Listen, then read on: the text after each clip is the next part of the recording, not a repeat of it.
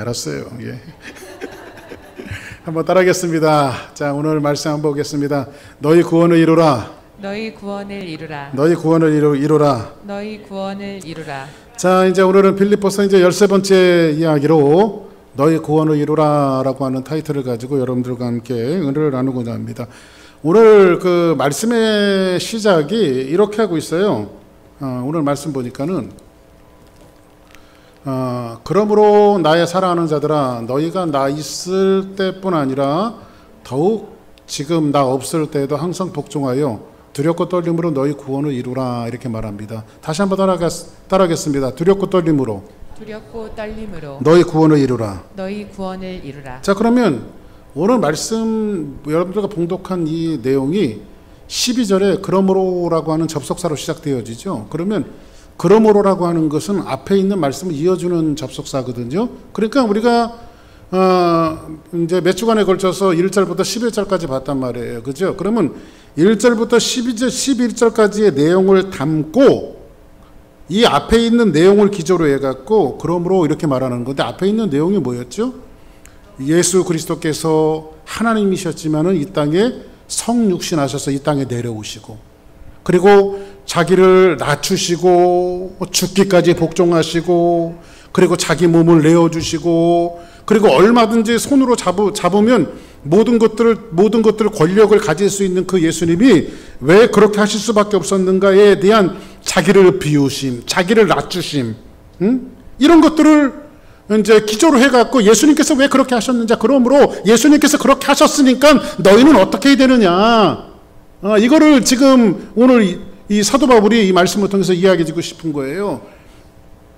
그러므로 예수 그리스도께서 성육신하셔서 십자가에서 죽으시고 낮아지시고 비워내시고 순종하시고 복종하셨는데, 그러므로 나의 사랑하는 자들아 너희가 나 있을 때뿐 아니라 더욱 지금 나 없을 때에도 항상 복종하여 두렵고 떨림으로 너희 구원을 이루라 라고 성경은 이야기해주고 있어요.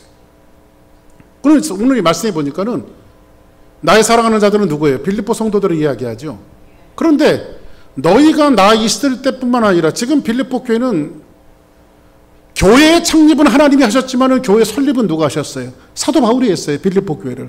그리고 빌립보 교회를 세워놓고 사도 바울은 내가 또 올게 이렇게 빌립보 교인들한테 이야기해놓고, 빌립보 교회의 담임 목사님이 지금 복음을 전하다가 지금 이제 잡혀갖고 어디에 있냐면 로마 감옥에 잡혀 있는 거예요.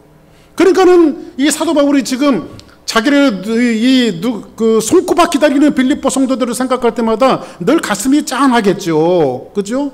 그래서 사도 바울이 근데 빌립보 교회에 들려오는 소문들이 썩 그렇게 유쾌한 소문들이 들려오는 것이 아니라 조금 분쟁이 있고 시기와 질투가 있고 뭐 이런 소식이 들려오니까는 이 험난한 세상에서 교회가 자기의 일을 잘해도 걱정인데 이 교회가 조금 힘들고 어렵다는 소식이 들려오니까 사도 바울의 마음이 얼마나 마음이 찌릿찌릿하고 아프겠어요. 그래서 사도 바울은 먼저 빌립보 교회에게 뭘 얘기했냐면, 예수님께서 왜 십자가에 죽으셨는가, 하나님이셨던 그분이 이 땅에 왜 내려오셨는가, 왜 낮아지셨는가, 왜 복종하셨는가, 왜 순종하셨는가, 왜 인간같이 되셨는가, 왜 종의 형체를 가지셨는가, 이 모든 것들을 설명하고 난 다음에 그러므로 너희들은 담임 목사인 나 바울이 지금 너희와 같이 있지 않는다 할지라도 나 있을 뿐만 아니라 지금 내가 없는 이 시츄에이션 빌립보 교회라 할지라도 뭐라고요? 너희들은 항상 너희들이 이루어가야 하는 것들이 있다.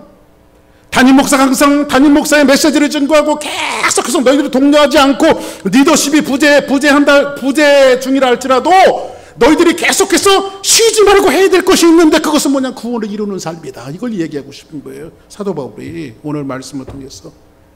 그 구원을 이루는 삶을 이야기해주고 있는데 계속해서 뭐라고 이야기하고 있냐면요, 너희 안에 행하시는 이는 하나님이시니 자기의 기쁘신 뜻을 위하여 너희에게 소원을 두고 행하게 하시나니. 우리 14절 같이 한번 읽어볼까요? 시작. 모든 일을 원망과 시비가 없게 하라. 자, 그러면 오늘 사도 바울이 이야기하고 있는 것은 내가 없지만 내가 매 주일마다 매 윗데이마다 너희들에게 성경 공부 가르치지 않고 너희들에게 말씀을 주지 않고 지금 리더십이 약간 부재 중에 다른 사역자들이 와서 너희들에게 말씀을 증거하는 그러한 시츄에이션이지만은 너희들이 교회라면 너희들이 끊임없이 이루어가야 할 그 삶이 있는데 교회가 끊임없이 훈련해야 될 삶이 있는데 그것은 바로 구원을 이루는 삶이다. 아니 목사님 구원 받았는데 뭘 또 구원을 이루어가야 합니까? 근데 성경에서 말하는 구원은 항상 꼭 세 가지를 이야기해 주고 있어요. 우리가 여러분들 제가 늘 말씀드릴 때 구원을 받을 때 어떻게 받으셨죠? 우리는 지정의적 구원을 받았어요. 머리로 하나님의 말씀을 들으면서 하나님의 말씀이 어디로 왔습니까? 우리의 머리로 왔어요. 근데 머리로만 믿는 것은 믿음이 아니에요. 머리에서 어디로 내려왔습니까? 가슴으로 내려왔어요. 가슴으로 내려오는 순간 가슴을 치면서 하나님 나 같은 죄인 벌레만도 못한 인생을 어찌 이렇게 나를 사랑하셔서 십자가에 못 박히셨습니까? 눈물을 흘리면서 이제부터 내가 주님을 내 주인으로 모시고 예수님을 내 주인으로 모시고 내가 주님과 함께 동행하는 삶을 살게. 그래서 우리는 구원을 받았단 말이에요. 그렇죠? 그럼 여기서 구원이 끝나는 것이 아니라 지장의 내가 주님을 내 마음에 모셨으니까 내가 정직하고 의로운 삶을 살아가겠습니다. 주님과 함께 동행하는 삶을 살아가겠습니다. 그래서 구원은 어떤 구원이냐면 과거에 받았던 구원이 있어요. 이건 단회적으로 이루어지는 거예요. 그리고 우리가 현재 이루어가야 할 구원이 있어요. 그리고 앞으로 미래에 완성되어질 구원이 있어요. 그래서 과거, 현재, 미래 세 가지의 시제로 성경은 항상 우리에게 구원이라고 하는 것을 설명하고 있어요. 이해되시면 아멘 하시기 바랍니다. 예를 들어서 여러분들 구원을 이룬다라고 하는 것은 이런 겁니다. 여러분들 한번 그 1990년 10월 3일이 무슨 달인지 아세요? 1990년 10월 3일. 제 생일은 아닙니다. 제 생일은 1990년도보다 훨씬 전에 태어났으니까. 1990년 10월 3일이 어떤 날이냐면 그 유니온이라고 하는 소련이 무너지게 되어지면서 많은 공산국가들이 그 사회주의 국가들이 독립하게 되어졌어요. 그렇죠? 그래서 러시아의 그 주변에 있었던 나라들이 뭐 요즘에 우즈베키스탄, 투르키스탄 이런 스탄자 들어가는 그런 나라들이 전부 다 독립을 하게 되어졌고요. 뭐 카자흐스탄도 마찬가지인가요? 전부 다 옛날에 다 소련 땅이었잖아요. 그런데 많은 사회주의 국가들이 무너지면서 그 중에 하나 세상을 놀라게 했던 날이 1990년도 10월 3일인데 그날은 뭐냐면 서독과 동독이라고 하는 사회주의 국가와 서독이라고 하는 그 민주주의 국가가 독일이라고 하는 이름으로 통일을 이루어낸 거예요. 이루어낸 날이에요. 뭐 세상이 다 놀랬죠. 지금 여러분들 그 남북한이 통일이 되어진다면 이건 진짜 누구 말 맞다는 대박이겠죠. 도저히 하나가 될 수 없는 이 남북의 분단된 역사 속에서 남북이 통일이 되어진다면 이것은 엄청난 익사이딩한 일이겠죠. 근데 그것처럼 서독과 동독이 통일이 되어진다라고 하는 것은 이거 그 당시에 엄청난 사건이었어요. 1990년도 10월 3일 베를린의 장벽이 무너지고 형제들이 서로 손을 맞대면서 우리 통일을 이루어내고 지금 이제 그 나라를 우리는 뭐라고 말해요? 독일이라고 말하죠. 그런데 매 그들이 독일이라고 하는 나라가 10월 3일이 되어지면 국경일로 지켜요. 통일된 날을 기념하기 위해서 국경일을 지키는데 독일에서 나오는 그날이 되어지면 많이 나오는 독일 그 신문지상이나 잡지나 이런 것들을 통해서 칼럼하고 사설들이 쏟아지는데요. 그 사설의 타이틀이 그런 것들이에요. 독일, 과연 진정으로 통일이 되었는가? 통일은 1990년도에 10월 3일날 통일이 되어졌는데 매해마다 그들이 짚고 넘어가는 것은 뭐냐? 독일이 진짜 과연 통일이 되어졌는가? 통일이 표면상으로는 동독과 서독이 통일이 되어졌지만 정치, 경제, 사회, 문화 어느 것 하나 그들이 지금은 그 완전한 통일 국가로 만들어가는 과정 중이지 완전한 통일이 이루어지지는 않았어요. 그들이요. 세상은 그들이 통일됐다고 말해요. 그러나 그들 안에는 이런 것들을 이렇게 한번 다시 한번 바꿔놓고 생각해 봅시다. 요즘에 남북한 통일을 우리 한국같이 남과 북이 통일된다라고 이야기했을 때 남북한이 통일이 되어지면 대박이다 이렇게 하지만은 거기에 얼마나 많은 문제들이 나올까요? 그리고 그 분단되어진 지가 우리나라가 60년, 70년 됐습니까? 지금 분단되어진 지. 그런 오랜 세월들이 지났는데, 각각 따로 38선을 거놓고 각각 다른 문화와 다른 사회적인 구조와 다른 정치 체계와 다른 문화 속에 살다가 우리는 백화점이라고 말하는데 그들은 장마당이라고 말한다며요. 예? 그러니까 이렇게 좀 다른 문화로 살다가 통일이 되어졌다고 이 화학적인 결합처럼 완전히 하나가 되어질까요? 하나가 되어지지 않겠죠. 그러면 통일을 이루었으면 완전한 통일을 이루기까지 지금 이 독일이라고 하는 나라가 30년이 통일이 되어진 지가 30년이 넘었음에도 불구하고 이들은 아직도 완전한 이 화학적인 통일을 만들어내기 위해서 이들은 아직도 지금 열심히 노력하고 있고 열심히 애쓰고 있고 열심히 그들이 험난한 길을 걸어가고 있어요, 지금요. 이 말은 무슨 말이냐면 우리의 구원도 똑같습니다. 우리는 한 번 구원받은 것은 맞아요. 그리고 이거를 뭐라고 말하냐면 과거적 구원이라고 말해요. 어느 날 갑자기 우리의 의지와 상관없이 하나님께서 내 마음속에 오셨어요. 나를 찾아오셨어요. 그리고 내 마음을 두드리세요. 내가 문을 열고 주님을 환영하면서 내 입속에서 굳었던 마음이 녹아지고 열리지 않았던 나의 영적인 눈들이 열려지면서 주님을 보게 되어졌어요. 그리고 나서 우리는 눈물을 흘리면서 그렇게 고백해요. 주님, 내 마음에 모실게요. 내가 주님과 함께 살겠습니다. 이런 고백들이 여러분들이 뭐라고 말해요? 이걸 이게 예수님을 영접하면서 구원을 받았다고 말하잖아요. 그렇죠? 구원. 근데 이 한 번 받은 구원을 이것을 과거적인 구원이라고 말하는데 이렇게 받았던 구원이 하나님의 자녀가 된 성도는 완전한 구원의 목적지, 미래지향적인 미래 완성될 구원의 목적지까지 우리는 뭐예요? 현재의 삶 속에서 계속해서 과거에 받은 구원은 완전하지만 여러분들은 하나님의 자녀예요. 왜? 영접하는 자, 그 이름을 믿는 자들에게 하나님의 자녀가 되는 권세를 주셨다고 말했으니까 저와 여러분들은 명백하게 하나님의 자녀 맞아요.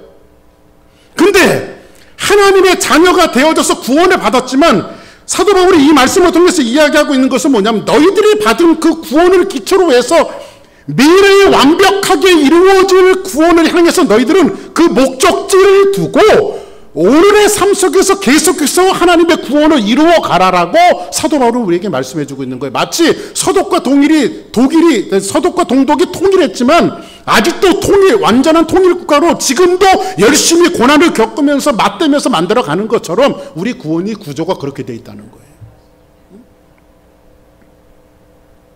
이제 그렇게 해서 사도 바울은 오늘 이 말씀을 통해서 이제 이렇게 이야기하는 겁니다. 다시 한번 볼게요. 그러므로 나의 사랑하는 자들아, 너희가 나 있을 때뿐만 아니라 지금 나 없을 때에도 항상 복종하여 두렵고 떨림으로 너희 구원을 이루라, 이렇게 말합니다. 좀 전에도 말씀드렸죠. 지금 바울은 감옥에 있어요. 지금 바울이 개척했던 그 교회가 리더십의 부재입니다.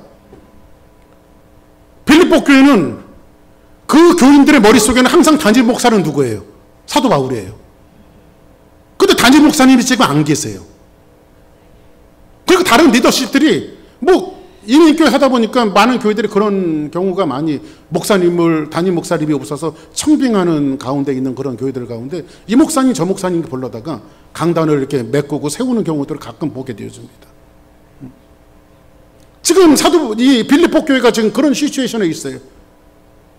소식이 들려오기를 곧 갔다 오마 약속했던 이 바울 담임 목사님이 복음을 전하다가 지금 로마 감옥에 갇혔어요.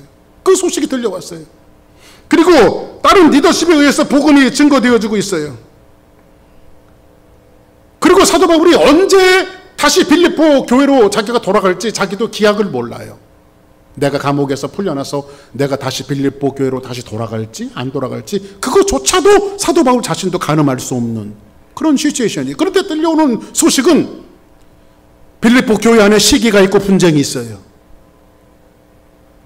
유대와 순두교 사이에 서로 이제 분쟁하는 것이 일어났다는 소식을 듣게 되어져요. 그러니까는 이거 지금 자유한 몸이면 당장이라도 쫓아가갖고 자기가 말씀을 주고 다시 한번 어저씨다고 다시 잘 조율할 텐데 그러지 못하니까 사도 바울이 펜을 들고 지금 이제 빌립보 교인들에게 편지를 쓰는 거예요. 그러면서 뭐라고 말하자면 너희들이 내가 있을 때든지 내가 있을 때보다 없을 때 너희들이 더 잘해야 되는 것이 있는데, 그것이 뭐냐면 더욱 지금 나 없을 때에도, 내가 지금 빌립보 교회 없을 때에도 항상 복종하여. 한번 따라하겠습니다. 항상 복종하여. 항상 복종하여. 두렵고 떨림으로. 두렵고 떨림으로. 너희 구원을 이루라. 너희 구원을 이루라. 아멘. 아멘. 그러면 사도 바울이 이야기하고 싶은 것은 뭐예요? 구원에 관한 이야기죠. 그러니까는 누가 볼 때 열심히 하는 것이 아니라, 그래서 제가 아까 카메라 얘기예요, 여러분들. 누가 볼 때 열심히 하는 것이 아니라 카메라를 끄고 있어도 열심히 하고, 응? 카메라 속에 있는 것보다는 나오는 게 훨씬 더 좋아. 할렐루야. 응? 여기서는 지금 딱 보니까 딴짓을 못 하잖아. 여기 위에서 보면 다 보여요. 응? 그러니까는 저만 보면 돼. 할렐루야. 응? 제가 이렇게 한 번씩 이렇게 눈을 돌리면서 설교를 하잖아요. 그때 나하고 눈이 마주치지 않는 분들은 수상한 거예요, 이게. 응? 한번 따라하겠습니다. 눈 마주치자. 누구하고요? 담임 목사님하고 눈 마주쳐야 돼, 설교를. 할렐루야. 응? 그래서 오늘 사도 바울이 뭐라고 말하냐면, 내가 지금 없지만 내가 없을 때 너희들이 두렵고 떨림으로 너희들을 움직이는 원동력이, 담임 목사 내가 있을 때, 리더십이 있을 때 너희들을 움직이는 원동력이 돼서는 안 되고, 너희들이 신앙생활하고 너희들을 움직이는 원동력은 너희에게 주셨던 하나님의 구원, 그 은혜, 그것이 너희들을 움직이는 원동력이 돼야 된다. 이걸 얘기하고 싶은 거예요. 예? 여러분들 요즘에 CCTV 세상이죠? 다 찍어요. 다 찍어요. 여러분들 아시다시피 저희 교회도 카메라가 9개, 10개 정도 있습니다. 그래서 이렇게 보면 다 보이게 돼 있어요. 또 한 가지 여러분들이 참고해야 될 것은, 그게 15일 정도는 메모리가 돼 있다는 거. 그런데 제가 한 번도 돌려서 본 적은 없습니다. 그리고 별로 이렇게 신경을 쓰지는 않아요. 그런데 여러분들을 감시하려고 이것이 있는 카메라가 아니라, 혹시라도 도둑놈은, 여러분들 제가 항상 그런 얘기는 하는, 도둑놈은 잡으라고 있는 게 아니라 내쫓아야 돼요. 그러니까 여러분들 의기와 패기심이 많아갖고 집에 도둑놈이 올 때는요, 내가 뭘 들고 가서 잡아야지 그러지 말고요, 괜히 그릇 같은 거 하나 탱그랑 떨어뜨리고 무슨 소리를 내면 도둑이 지가 알아서 도망가요. 잡으려고 하다가는 생명도 어떻게 하면 잘못될 수 있으니까 도둑은 절대 잡지 마십시오. 근데 어쨌든 이렇게 카메라가 한국에 가보니까 내비게이션이 너무 잘 돼 있어갖고 전방 몇 미터에 속도 감시 카메라가 있습니다. 속도를 줄이십시오. 속도를 줄이십시오. 그럼 막 달리다가 그게 나오면요, 서서히 줄여서 가요. 근데 우리가 훈련을 그렇게 하면 안 된다는 거지. 있을 때든지 없을 때든지 규정 속도대로 가면 돼요. 할렐루야. 규정 속도대로. 그래서 여러분들 또 규정 속도대로 가다가 욕을 먹는 경우도 굉장히 많습니다. 그래서 여러분들 혹시 규정 속도대로 가시려면 차가 2차선이 있으면 2차선으로 비껴서 규정 속도로 가셔야지, 괜히 1차선에서 규정 속도대로 가셨다가는 여러분 들리지 않지만 수많은 사람들이 여러분들을 저주할 수 있으니, 여러분들은 이렇게 2차선으로 나서 규정 속도로 가시면 될 것 같아요. 어쨌든 오늘 이 말씀 속에서 이야기해주고 있는 것은, 사람의 눈을 의식하지 말고 하나님 앞에 섬기고 봉사하는 사람들은 어떻게 해야 되냐면, 나 있을 때뿐만 아니라 더욱 나 없을 때에도, 그리고 너희에게 주신 하나님의 구원을 이루라고 사도 바울은 권면하고 있어요. 그런데 성경은 뭐라고 말하죠? 항상 복종하여 두렵고 떨림으로 너희 구원을 이루라. 여기서 말하는 구원은 어떤 구원을 말하고 있어요? 과거에 구원을 받았는데 이것을 이것을 기저로 해서 발판으로 삼아서 미래에 완벽하게 이루어질 구원을 향해서 오늘의 구원을 이루어가는 걸 이야기하고 있어요. 그래서 구원은 과거, 현재, 미래. 그럼 우리는 어디에 있을까요? 현재에 있죠. 현재 우리의 삶은 뭐예요? 구원을 받았지만 구원을 이루어가는 삶을 살아야 되죠.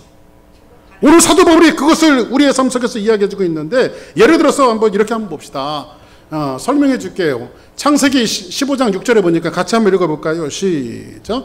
아브라함이 여호와를 믿으니 여호와께서 그를 의로 여기시고. 이 창세기에 보면 아브라함의 이야기가 나오죠. 근데 여기에서 아브라함이 여호와를 믿는다고 고백하기까지 사실은 아브라함이 여호와를 믿으니 여호와께서 그를 의로 여기셨더라. 근데 사실은 아브라함이 처음부터 하나님을 알았나요? 아브라함이 하나님에 대해서 인식하지 못하고 하나님을 알지 못했을 때 하나님은 아브라함의 인생에 개입하기 시작하셨어요. 이미. 다시 말씀드리면 여러분들이 하나님을 몰랐을 때 하나님은 저 복중의 태중의 그 과거에서부터 여러분의 삶을 찾아오셔서 여러분들의 삶을 인도하셨다라고 하는 것을 우리가 알아야 돼요. 그래서 우리를 언제부터 선택하셨어요? 만세전에. 할렐루야.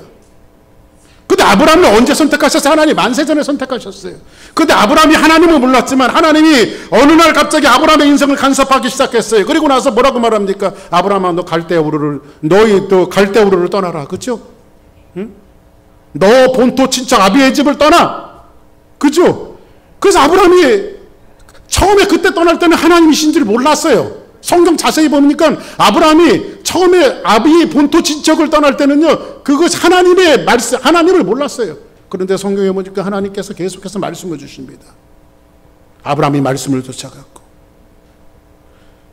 그리고 나서 마침내 가나안 땅에 들어갔어요. 그리고 나서 그가 하나님 앞에 단을 쌓고 예배를 드리면서 성경은 뭐라고 이야기하고 있냐면 그때부터 그들이 여호와 이름을 불렀더라. 아, 이 말이 뭐냐면 아브라함이 하나님을 몰랐을 때에 아브라함이 하나님께 순종하고 따라가다 보니까 하나님이 알려주십니다. 야 아브라함아 너 떠나라고 한 내가 누군지는 아니? 그 누구신데요?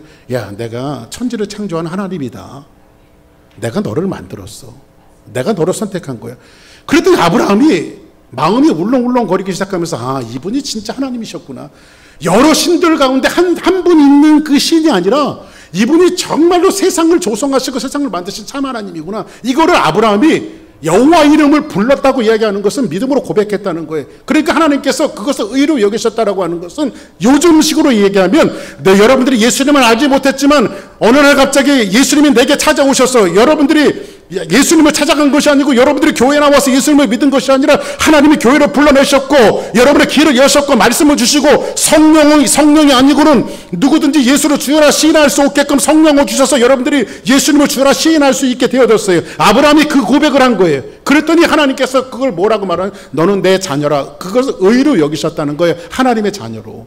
아멘. 자 그러면 하나님의 자녀가 되었습니다. 누가? 아브라함이. 그렇죠? 그를 의로 여기셨으니까. 자 그러면 하나님의 자녀가 되었으니까 하나님의 자녀가 되니까 바로 뭐 얼굴에 광채가 나고 요즘 말로 이야기하면 방언을 막 하고 은사 받고 은혜 받고 그렇게 했을까요? 세상에 그런 사람 하나도 없어요, 여러분들. 그러니까 여러분들 우리가 하나님의 은혜를 받을 때도요, 잘 우리가 주시해서 받을 필요가 있습니다. 이런 사람들이 있어요, 여러분들. 성경에 보니까요, 성령의 9가지 은사가 나오죠. 그죠? 오직 성령의 열매는 사랑과 희락과 화평과 자비와 양성과 충성과 온유와 절제니. 그죠? 이런 말씀이 나오잖아요. 그러면 보세요. 성령의 열매가 여러 가지 9가지 열매로 단수로 나와요? 복수로 나와요? 여러 가지 복수로 나오죠. 그죠? 여러 가지. 근데 성령의 열매라고 할 때 문법적으로 성경에서 원문에 보면 성령의 열매는 복수가 아니라 단수로 나와요. 단수로. 왜 그러냐면요. 한 인격 속에서 여러 가지가 나올 수가 없는 거예요. 그러니까 보세요. 온유한 사람은 자비해야 되죠. 근데 저 사람은 온유한데 자비하지 못해. 이게 말이 돼요? 안 되죠. 저 사람은 사랑이 있어. 그런데 충성하지 않아. 이게 말이 돼요? 사랑하는 사람은 충성할 수밖에 없고 누구를 하나님을 사랑하는 사람은 충성할 수밖에 없고 온유한 사람이 자비할 수밖에 없고 그러니까 한 성령의 인격 속에서 나오는 그 성품은 하나일 수밖에 없다라고 하는 것으로 이야기해서 성령의 열매는 단수예요, 단수. 근데 오늘 여기에서 말씀해주고 있는 하나님의 구원을 이야기할 때 저는 가끔 그런 친구들 봅니다. 우리 교회도 하나 있었어요. 여러분들이 누구라고 하면 알 분도 계시고 모를 분도 계시지만 어디 가서 이제 은혜 받고 와갖고 뭐 청년이었는데 은혜 받고 와갖고 목사님 제가 상담할 게 있습니다. 그래가지고 야, 얘 뭐 은혜 받고 와서 무슨 상담을 하려나 하고 가서 그래 들어와라. 그랬더니 목사님 진짜 구원을 받으셨습니까? 이따위 소리는 하고 있어요. 참. 그러니까 우리가 은혜를 받으려면 제대로 받아야 되는데 잘못 받을 때가 있어요.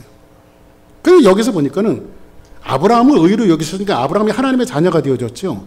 그러면 하나님의 자녀가 되어졌으면 얼굴에 구원받은 광채가 나고 뭐 방언 기도하고 은사가 막 나타났나요?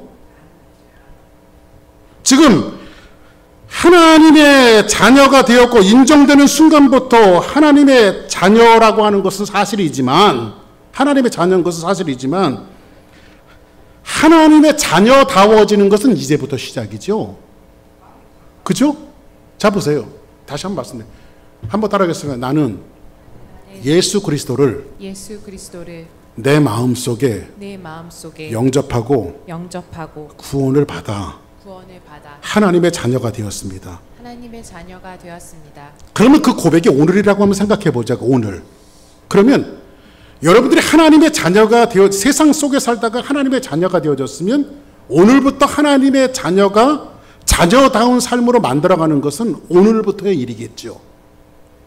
오늘부터 하나님의 자녀다운 삶을 살아가야 되잖아요. 사도 바울이 이야기하고 싶은 게 그 얘기를 하고 싶은 거예요. 아브라함이 여호와 이름을 부르고 여호와를 믿으니 그를 의로 여기서 하나님의 자녀가 되어졌는데 아브라함이 하루아침에 하나님의 자녀다운 사람이 된 게 아니란 말이에요. 하나님의 자녀인 것은 분명하지만 여러분들이 하나님의 자녀인 것은 분명하지만 하나님의 자녀다워진 것은 아니란 말이에요. 지금이요. 그죠? 그러면 아브라함도 하나님의 자녀가 되기 위해서는 뭘 받아야 될까요? 훈련을 받아야 되죠. 자, 그러면 하나님이 아브라함을 하나님이 이렇게 구원하시고 첫 번째 하셨던 게 뭐예요? 아브라함을 하나님께서 불러내십니다. 아브라함아, 네 하나님, 너 나 믿지? 아, 그럼요. 제가 하나님을 안 믿고 누굴 믿습니까? 근데 너 가슴에 근심이 하나 있다. 하나님 어떻게 하셨어요? 야, 내가 다 알지. 너 자식이 없어서 마음이 좀 섭섭하고 자다가도 벌떡벌떡 일어나고 그러지? 예, 하나님. 나 자식 있어야 되는데 자식이 없네요. 걱정하지 말아라. 내가 너 자손을 저 하늘의 별을 봐라. 저 하늘의 별같이 네 자손을 저렇게 많게 해줄게. 땅에 모래를 봐라. 저 모래알처럼 네 자손이 많게 해줄게. 그랬더니 아브라함이 정말이요 하나님? 그럼 내가 전능한 하나님인데 그렇게 해줄게. 그 아브라함이 믿어요. 자, 그러면 하나님을 자녀로서 믿었으면 계속해서 기꺼이 해야 되죠. 당장 안 줘도 규서가, 네 하나님, 너 교회를 네 주사랑 교회를 저 한인타운 쪽으로 교회를 이전하고 싶니? 예, 이전하고 싶어요. 내가 한다. 그래, 이전시켜 줄게. 언제? 그러면 걱정하지 말아라. 내가 좋은 땅, 좋은 곳에 너희 교회가 있어야 될 곳은 내가 꼭 이전시켜 줄게. 그리고 나서 2년이 지났어요. 그 아브라함은 훨씬 더 많은 세월이 지났어요. 뭐 자식은 그냥 아무도 없어요. 조짐도 안 보여, 조짐도. 응? 사라가 헛구역질이라도 한번 하면 이게 뭔 일인가 할 텐데 그런 것도 없고 조짐도 없어, 아무것도. 그러다 보니 이게 안 되겠다 싶으니까 아브라함이 인간적인 방법을 쓰죠. 그래서 사라가, 여보, 이러다가 당신 망신, 나 망신, 하나님 망신이니까 그냥 내 몸종 하갈이 있으니까 거기 들어가서 자식을 낳으라고. 그래서 하나님이 원하시는 내 자식을 준다라고 하는 것은 사라의 몸에서 자식을 준다라고 하는 것이지 첩의 몸에서 자식을 준다는 말은 아니었거든요. 그런데 인간적인 방법을 통해서 누구를 낳아요? 이스마엘을 낳아요. 하갈에게서 이스마엘을 낳아요. 그러니까 하나님이 기분이 나쁘셔갖고 13년 동안 아브라함하고 말도 안 하세요. 몇 년 동안요? 13년 동안 하나님과 말을 섞지 않아. 내가 너하고 말을 섞으면 하나님이 아니다, 이놈아. 응? 네가 나를 못 믿어? 아브라함이 하나님의 자녀야, 아니에요? 자녀죠. 그리고 아브라함이 하나님을 뭐로 믿었어요? 전능하신 하나님으로 믿었어요. 그렇다면 그 하나님을 전능하신 하나님을 믿었다면 하나님이 오늘을 주도 우리 교회를 전능하신 하나님을 믿는다면 1년이 아니라 2년이 아니라 3년, 4년이 지나도 하나님께서 옮겨주시겠다고 하면 그냥 믿고 기다리는 거죠, 우리가 그거를. 그죠? 조급해할 필요도 없이. 아브라함도 마찬가지였을 거예요. 근데 사람은 항상 연약하기 때문에 인간적인 방법을 쓰려고 그래요. 그때부터 하나님께서 침묵하시는 거, 우리가 커뮤니케이션을 하지 않는 거예요. 하나님께서 14년 동안 하나님께서 침묵하시더니 13년 만에 하나님께서 침묵을 깨시고 아브라함에게 나타나서 하시는 말씀이, 제일 먼저 하신 말씀이 뭔지 아세요? 아브라함이 99세 때에 몇 세 때 이삭을 낳았어요? 99세 때 여호와께서 아브라함에게 나타나서 그에게 이르시되, 제일 먼저 하시는 말씀은 나는 전능한 하나님이라, 너는 내 앞에서 행하여 완전히 행하라, 이렇게 말하죠. 야, 네가 내 자녀가 되어지고 너 분명히 나를 창조주라고 고백했고, 네가 나를 여호와라고 스스로 계신 분이라고 고백했고, 네가 나를 하나님으로 믿고 네가 나를 전폭적으로 믿는다고 고백하고 그 구원을 받았는데 네가 내 약속을 왜 이렇게 못 믿어 이놈아? 하나님께서 채근하시면서 내가 전능한 하나님 아니니? 이렇게 묻죠. 아브라함이 그때 깨졌어요. 하나님 앞에요. 그때 깨졌어요. 이런 훈련을 겪고 나서 하나님께서 22장에 가면, 이제 17장인데 22장에 가면은 하나님께서 여차저차해서 이삭을 주셨어요. 이삭의 나이가 성경학자들이 대충 20살에서 23살 정도로 봐요. 그만큼 자라났어요. 근데 어느 날 갑자기 하나님께서 아브라함에게 또 나타나십니다. 아브라함아, 네 하나님, 너에게 가장 소중한 게 뭐니? 글쎄 뭘까요 하나님? 네 아들 아니냐 이놈아. 야, 네 아들을 내가 지시하는 땅에 가서 번제로 드려라. 번제는 태워서 드리는 거지. 태워서 드리는 제사잖아요. 그죠? 아니 하나님, 어떻게 아들을 드릴 수 있습니까? 그것도 하나님 불에 태워서 어떻게, 아무리 하나님이지만 어떻게 드릴 수 있습니까? 그런 말 했어요? 안 했어요? 안 했어요. 그냥 아침에 일찍 일어나서 두 사원들과 이삭을 데리고 하나님 지시한 땅으로 갑니다. 그죠? 그리고 모리아산으로 올라갈 때는요, 두 사원들을 내비로 둬버려요. 왜냐하면 그것들 데려가다가 얘 죽이려고 하면 방해될까봐 그냥 이제 너희들이 여기 있어라. 내가 내 아들과 가서 하나님 앞에 경배하고 뭐하게 돌아오겠노라. 그리고 이삭하고 모리아산으로 올라가요. 이삭이 말합니다. 아버지, 나무도 있고 칼도 있고 모든 것이 다 준비되었는데 제물을 하나님 앞에 드릴 어린 양은 어디 있습니까? 제물은 어디 있습니까? 그때 아브라함이 뭐라고 말하죠? 하나님께서 자기를 위하여 친히 준비하셨으리라. 이 아브라함이 하나님을 전능하신 하나님으로 못 믿었을 때 아브라함이 아니에요 이제. 그죠? 아들도 선뜻 내놓는 아브라함의 모습으로 바뀌어요. 그죠? 거기 어떤 변명도 없어요. 하나님 안 돼요. 하나님 어떻게 하실 겁니까? 물어보지도 않아요. 그냥 순종해요 하나님 앞에. 그리고 뭐라고 말하죠? 이삭을 칼로 내리쳐서 죽이려고 했을 때 뭐라고 말합니까? 하나님께서 아브라함에게 뭐라고 말하죠? 너 네 아들에게 손을 대지 말아라. 그에게 아무 일도 하지 말아라. 내가 내 아들, 내 독자라도 내게 아끼지 아니하였으니 내가 이제야 내가 하나님을 경외하는 줄 알았노라. 지금 20장에 나타나 있는 아브라함과 15장에 나타나 있는 아브라함의 모습은 완전히 다른 아브라함이에요. 그죠? 인간적인 방법으로, 사람의 방법으로 첩에서 아들을 바랬던 그 아브라함의 모습과 지금 하나님을 전폭적으로 신뢰하고 자기의 가장 귀한 것도 하나님 앞에 드리라고 하니까 하나님이 다 이유가 있어서 드리라고 했겠지. 자기의 소중한 것들을 그냥 하나님 앞에 기꺼이 내놓을 수 있는 아브라함으로 지금 바뀐 것은 뭐죠? 아브라함의 믿음이 시련과 역경을 통해서 오늘의 삶 속에서 그 하나님을 전능하신 하나님으로 믿었다는 거예요.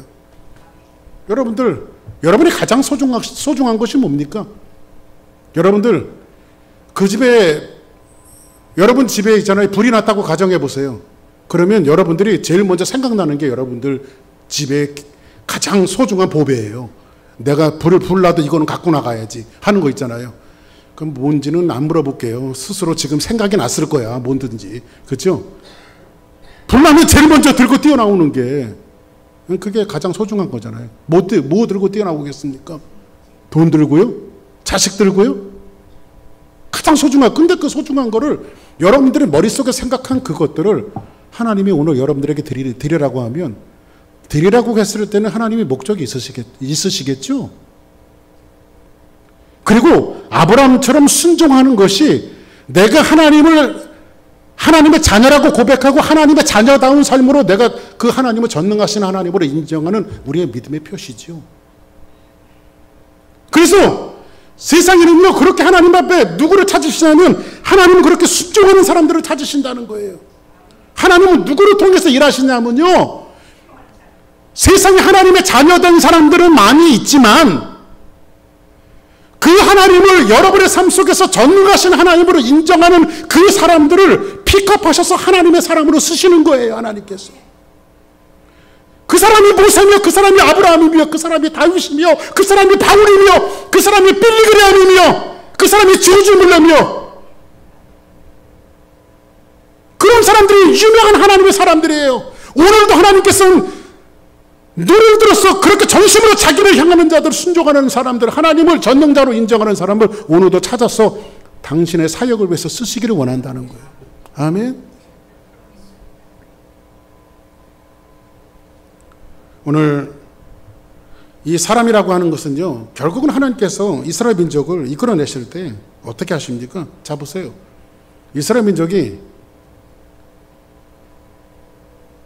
430년 동안 노예가 되어졌다가 홍해바다를 가르고 하나님께서 전능하신 능력과 은혜로 홍해바다를 가르고 구원을 받아서 나왔던 땅이 당장 가나안이었습니까? 아니죠. 가나안을 목적으로 해서 어디를 제일 먼저 하나님께서 주시죠? 광야죠.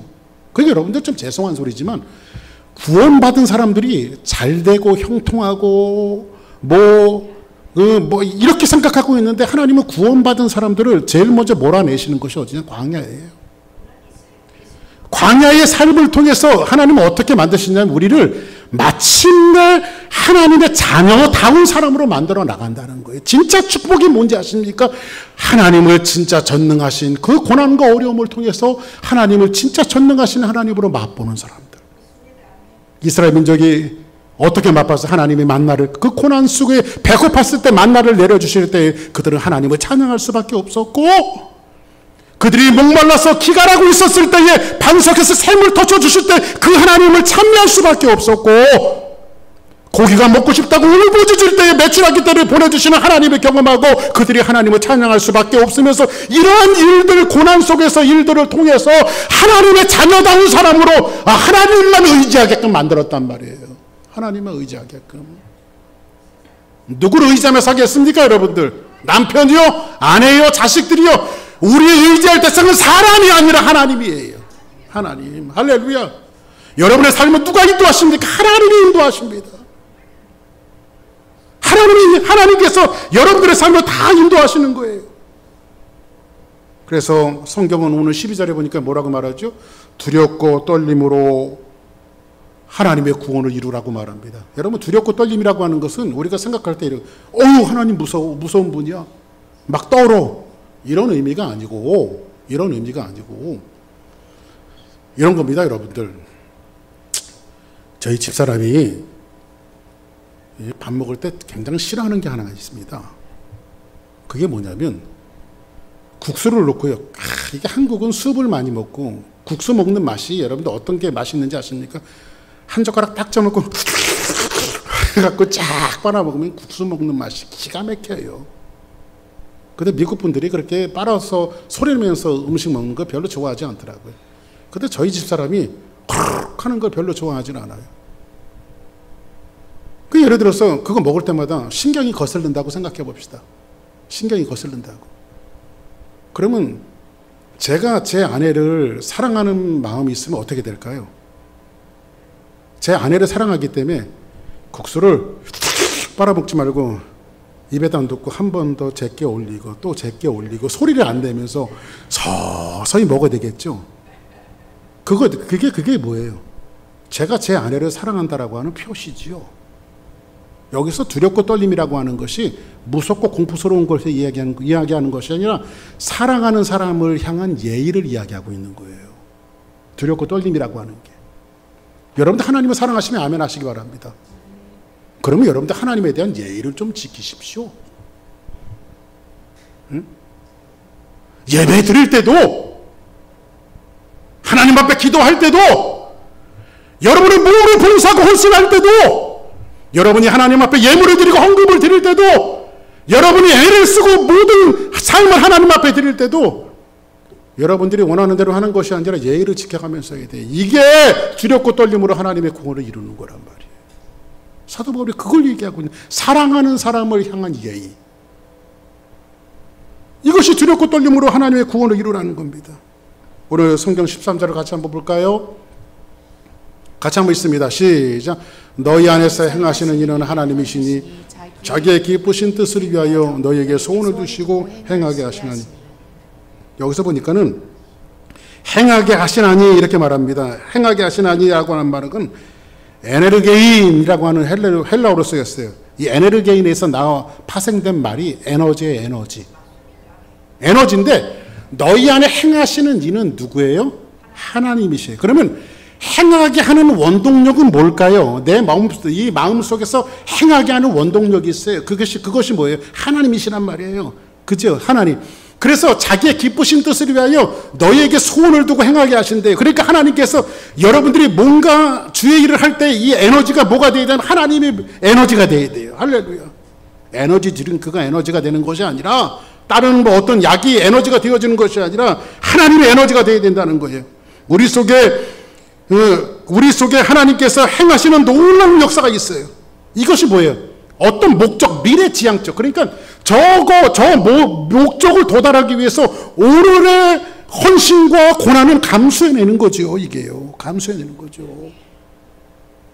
정통보수 신학자였던 그 카르바르트는 이런 얘기를 했습니다.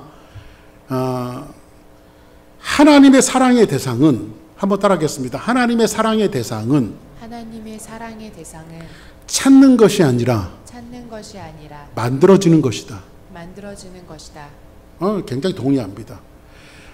하나님의 사랑의 대상은 오늘도 눈을 뜨고 누구를 사랑할까 찾는 것이 아니에요. 그 사람의 조건을 보고, 그 사람의 얼굴 생김새를 보고, 그 사람의 어떤 환경을 보고 하나님을 사랑할 만한 사람을 찾는 것이 아니라 만들어지는 거래요. 아브라함이 하나님을, 창조주 하나님으로 인정했지만 그 고난을 통해서 실수였던 아브라함이 마침내 자기 독자 이삭을 드리기까지 순종의 자리로 하나님께서 만들어내신 것처럼, 그래서 하나님 아브라함을 사랑하시는 거예요. 그래서 하나님 만들어내시는 거예요. 여러분들이 자녀들을 키울 때 여러분들이 그냥 막 키우십니까? 자녀들에게 소원이 있어요, 없어요? 우리에게 소원이 하나 있네. 그리고 그 다음에는 우리 자식이 잘 될 때까지 가슴에 뭐 소망. 여러분들 자녀들이 잘못되기를 원하는 부모는 하나도 없을 거예요. 자식을 낳고 나서 얘는 대통령 시켜야지, 얘는 과학자 시켜야지, 얘는 목사 시켜야지, 응? 주의종 시켜야지, 선교사 시켜야지. 한번 그래서 어릴 때 재롱을 피우는데, 우리 누구 노래 한번 불러봐. 그 남편하고 둘이 놀래요. 지 자식이 천재인 줄 알고. 얘 음악에 소질이 있어. 그러면서 얘를 그냥 음악으로 그러니까 어릴 때부터 미는 거야. 그런 사람들이 장안나가 되고 소질 있는 사람들이 되어지는 거예요. 그러니까 여러분들 자녀들을 키울 때 소원을 두고 있죠. 그런데 하나님은 어떨까요? 하나님은 여러분들을 그냥 방치하고 막 키워내기를 원하실까요? 그렇지 않죠. 하나님은 여러분들을 소원을 두고 여러분들을 기르신다는 거예요. 하나님은 막 하는 것이 아니라 광야의 삶을 통해서 가나안 땅에 어울리는 사람들을 하나님께서 광야의 어떤 시련과 역경을 통해서 만들어내는 거예요. 그래서 사람이라고 하는 이 존재가요, 고난과 시련이 없이는 만들어지지 않아요. 이 인생들이요, 이게 만들어지지 않아요. 응? 목사님 왜 이렇게 고난이 있을까요? 만들어지라고 있는 거예요. 만들어지라고. 왜? 하나님이 여러분들을 사랑하시기 때문에 고난을 주시는 거예요. 네? 여기서 고난은 템플테이션이 아니에요. 하나님이 자꾸 테스트를 통해서 여러분들을 만들어 나가시는 거예요. 그때 성경은 뭐라고 말합니까? 같이 한번 읽을까요? 시작. 모든 일에 원망과 시비가 없이 하라. 모든 시비의 밑바탕에는 원망이 깔려 있습니다. 아담과 하와를 보십시오. 선악과를 따먹고 타락하죠? 하나님이 아브라함에게 묻습니다. 아브라함아 왜 선악과를 따먹었니? 그랬더니 아브라함 하는 짓 보십시오. 정확하게 성경을 얘기해 드릴게요. 하나님이 주셔서 나와 함께한 여자가, 그 여자가 선악과를 줘서 내가 먹었습니다. 자기가 잘못했다고 그러면 되지. 그래도 역사가 바뀌었을 것 같은데 아브라함이 누구한테 핑계대요? 쟤 때문에 그랬어요. 쟤 때문에. 하와 때문에 그랬어요. 근데 성경 하나님이 주셔서, 하나님 제가 언제 여자 달라고 했습니까? 진짜 필요 없는 여자 주셔갖고 처음에는 뭐라 그래요? 하나님이 하와를 만들어 주시니까 눈이 이딴만 해져갖고 이는 내 뼈 중에 뼈요 살 중에 살이로다 막 그렇게 좋아했더니 조금 몰리니까 그러니까 이게 남자 치사한 게요 아담 닮아서 그래요. 응? 그랬더니 죄 짓고 사망하게 되어지니까 어떻게 돼요? 하나님이 주셔서 나와 함께한 여자가. 응? 누구한테 갖다 원망의 화살을 붙이고 있습니까? 하나님 앞에 갖다 붙이고 있는 거죠. 원망의 이 뿌리가 어디 있는지 아십니까? 원망의 뿌리가 전부 다 하나님에 대한 불신앙에 있어요. 민수기에서도 수많은 원망의 현장 속, 이스라엘 민족들의 원망의 현장 속에서 뭐가 있었어요? 불신이 있었어요. 불신. 내가 솔직히 고백하면 되는데, 일부 예배 때도 갑자기 생각나서 그런 얘기 했는데, 어릴 때 제 국민학교, 저희 때는 국민학교라고 말했잖아요. 국민학교 다니면 꼭 그런 일을 한 번씩 있어요. 괜히 어떤 애가 돈 갖고 와갖고 책가방에 넣어놨다가 돈을 잃어버려요. 네? 돈을 잃어버리면 걔가 또 가갖고 선생님 나 돈 잊어버렸어요. 그러면 교실이 발칵 뒤집히죠. 그럼 선생님이 딱 옵니다. 그리고 교탁을 딱 두드리고 야, 내 책상 위에 다 올라가. 그럽니다. 실제로 있었던 일 얘기하는 거예요. 저 어렸을 때. 다 무릎 꿇어. 다 무릎 꿇습니다. 그리고 선생님이 다 눈 감어. 눈 뜨면 혼나? 그리고 나서 선생님이 눈 감은 아이들한테 얘기합니다. 선생님이 진짜 말하지 않고 용서해 줄 테니까 아무개 돈 훔쳐간 사람은 솔직히 손들어. 아무도 안 보고 있으니까 손들어. 누가 들어요? 안 들죠. 난 그렇게 해갖고 찾아낸 경우 한 번도 못 봤어요. 절대 도둑 놈은 지가 도둑이라고 얘기 안 합니다. 그리고 나서 그거 끝나면요. 결국 찾아내지 못하고 끝나면 반 학생들끼리 서로 누가 있느니 제가 있느니 얘가 있느니 서로 불신을 해요. 누구 닮아서 그래요? 제가 그랬어요.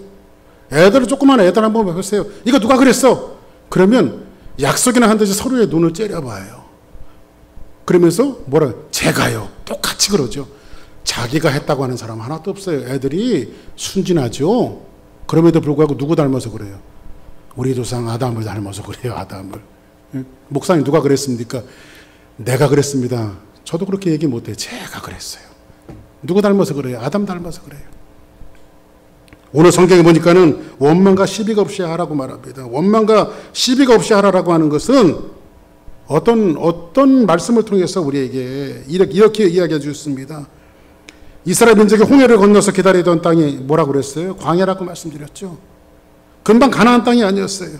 즉 우리의 구원을 이루어가며 걸어가야 할 땅이 바로 이와 같은 광야 같은 인생길이기 때문에 광야에서는 뭐가 많이 나올 수 있어요? 원망이 나오고 시비가 많이 나올 수 있죠. 그래서 사도 바울이 이렇게 얘기하는 거예요. 너희들은 구원받은 하나님의 자녀고 하나님의 자녀다운 삶을 만들어내기 위해서 너희들 고난 가운데 두셨는데 그때는 원망하고 시기하지 말아라. 원망과 시비하지 말아라. 이걸 사도 바울이 지금 우리의 삶을 통해서 이야기해주고 싶은 거예요. 우리를 향하신, 그러니까 하나님의 구원은 뭐가 담겨져 있어요? 우리를 향하신 훈련의 계획이 담겨져 있어요. 구원받은 자녀들은 하나님을 훈련시키게 돼 있다는 거예요. 왜? 인간이라고 하는 존재가 자발적으로 하나님 앞에 무릎을 꿇는 경우는 거의 없습니다. 고난과 어려움이 있어야 하나님 앞에 무릎을 꿇어요. 우리 15절 같이 한번 보겠습니다. 자, 같이 한번 읽습니다. 시작. 이는 너희가 흠이 없고 순전하여 어그러지고 거스러지는 세대 가운데서 하나님이 흠없는 자녀로 세상에서 그들을 빛 가운데 빛들로 나타내며 오늘 여기에서 말씀이 서서히 정리하는데, 그러면 하나님은 구원받은 사람들을 하나님의 자녀가 되어졌죠? 그러면 하나님은 어디로 인도하세요? 가나안 땅으로 먼저 인도하세요? 광야로 인도하세요? 광야로 인도하시죠. 그 고난을 주시죠. 그러면 하나님이 왜 가나안 땅을 미리 주지 않고 고난으로 들어가게 하시는가에 대한 이유를 사도 바울이 이야기하고, 두 가지로 이야기하고 있는 거예요. 이 말씀이. 첫 번째로는 뭐라고 이야기하냐면, 흠이 없고 순전한 하나님의 백성으로 만들기 위해서 그래요. 한번 따라하겠습니다. 흠이 없고 순전한 백성으로 만드시기 위해서. 순전한 백성으로 만드시기 위해서. 여기 순전하다라고 하는 이 헬라어가요, 아케라이오라고 하는 말이거든요. 이게 뭐냐면, 그 당시에는 포도주 공장들이 많았어요. 포도주 공장들이. 그 사람들이 포도주를 만드는데, 포도주를 원액 그대로 포도주를 삭혀갖고 포도즙을 짜내거든요. 그게 포도주예요. 그런데 사람들이 이기심이 들어가면 거기다 자꾸 물을 타요. 물을 타요. 그럼 순도가 떨어지게 되어지죠. 가짜 포도주가 자꾸 만들어지는 거예요. 그 당시에 있었던 일을 가지고 사도 바울이 순전하다라고 하는 말을 쓰는 거예요. 그러면 하나님께서 우리에게 고난을 주시는 것은 그 고난을 통해서 물타지 않는 포도주처럼 온전한 사람을 만들어내기 위해서, 우리를 순전한 사람으로 만들기 위해서 하나님께서 하나님의 자녀들에게 고난을 주신다. 두 번째로는 뭘 이야기하고 있냐면, 세상의 빛으로 나타내기 위해서. 묻습니다, 여러분들. 빛은 어둠에 필요합니까? 아니면 어디에 필요한 게 빛이에요? 어두운 데 필요한 게 빛이죠. 그러면 하나님께서 여러분의 자리를 어디로 옮겨놓기를 원해요?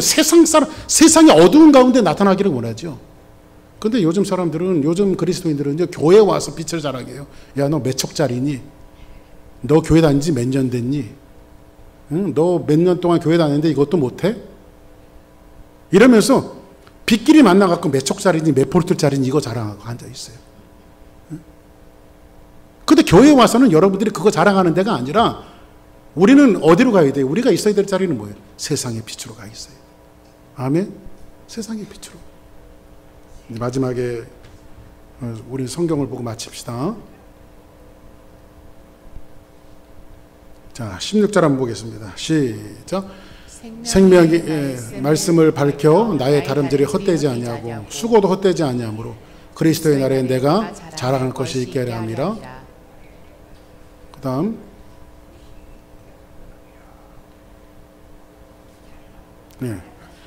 만일, 시작. 만일 너희 믿음의 재물과 섬김 위에 내가 나를 전제로 드릴지라도 나는 기뻐하고 너희 무리와 함께 기뻐하리니 이와 같이 너희도 기뻐하고 나와 함께 기뻐하라. 말씀을 정리하겠습니다. 바울은 맨 마지막에 자기 자신을 재물로 표현하고 있습니다. 관제와 같이 부음이 되고. 그렇죠? 재물은 여러분들 스스로를 위해서 존재하는 것이 아니라 누구를 위해서, 다른 누구를 위해서 존재하는 게 재물이죠. 자, 보세요. 하나님의 이름을 부르고 예수 그리스도를 영접해서 우리 하나님의 자녀가 되어졌어요. 오늘 말씀을 정리하는 거예요. 그러면 하나님의 자녀가 되어졌으면 하나님은 그때부터 시작하시는 것이 뭐냐면, 하나님의 자녀다운 삶을 살아가기 위해서 우리에게 뭘 주신다? 광야의 삶을 주신다는 거예요. 그렇죠? 광야의 삶을 주신다는 거예요. 그리고 완벽한 맨 마지막에 구원을 이루는 전제가 뭐냐면, 오늘 말씀에서 자기가 재물이 되어지는 거예요. 이게 여러분들 기독교의 삶이에요. 그래서 사도 바울이 1절부터 11절까지 성육신의 원리를 그렇게 이야기한 거예요. 그런 사람들을 어떻게 하신다고요? 하나님이 지극히 높이신다는 거예요. 아멘? 지극히 높이신다는 거예요. 오늘 여러분들의 삶 속에 광야 같은 삶이 있다 할지라도 전혀 여러분들이 낙심하거나 실망하지 마십시오. 고난과 어려움이 있다라고 하는 것은 여러분들이 하나님의 자녀라고 하는 증거며, 그 고난 때문에 여러분들이 하나님 앞에 무릎을 꿇는다면 그거 어떤 굉장히 깊은 일일 것입니다. 돌아오는 한 주간도 여러분들이 믿음을 붙들고 정말 이 신앙, 이 말씀을 붙들고 한 주간도 승리하는 그런 한 주간이 되기를 주의 이름으로 간절히 축복합니다. 우리 다 같이 자리에서 일어나시겠습니다.